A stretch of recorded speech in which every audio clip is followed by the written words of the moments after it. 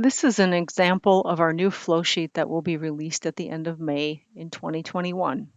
You can see that the sheet is very similar to the previous flow sheet that we were using. The machine values, that row will remain the same, except for instead of documenting dialysate and replacement fluids, we will be recording the actual therapy fluid delivered, and that will be obtained from the history screen on the next stage.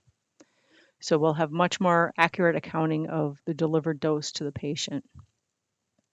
Under procedure, so under status of procedure, we will now be documenting whether or not the patient is connected to the machine. So we'll have a very clear idea if the patient's actually receiving treatment. We have added a new row for filter start and stop time. Whenever we set up a new system, we will document that start time. And then when the system clots or is discontinued and we're taking it down, we will document that the filter is stopped. And the line below, most recent filter duration, will automatically calculate the time between the start and the stop. So we'll have a very clear idea of what our filter life actually is. You can see under CRRT removal, those rows remain exactly the same way that they always were.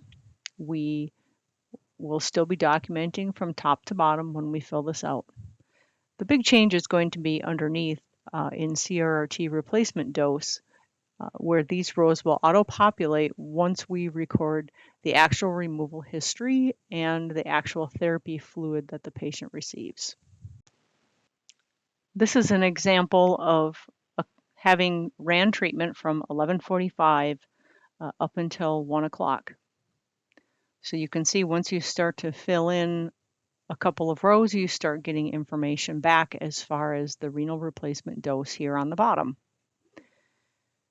The delivered dose is the 1 hour treatment dose in mils per kilogram per hour.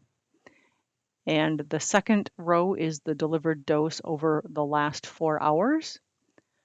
The third row is the delivered dose over the past 8 hours. And then finally, the last row is 24-hour dose, and that is the total volume of effluent produced divided by 24. After several rows are filled in, you really start to get more meaningful data as far as the treatment dose. You can see this system has been running for several hours and has now clotted off at 16:21. So the nurse at that time has entered the total actual therapy fluid delivered for the 21 minutes that remained on that treatment hour, and the fact that the filter was clotted off and blood was returned, and below that, stop was selected to put a stop to the time of filter did stop to indicate that filter time duration. One point that I would like to make is when you're recording partial hours, the computer will still calibrate that time as a full hour. Another thing I wanted to address is filing out of sequence. So when you file your numbers, make sure that you're doing that hourly. And if you have to go back and back chart, make sure that you're putting, that you want to make sure that previous data that was missed gets entered first. So this way your dose will calculate properly.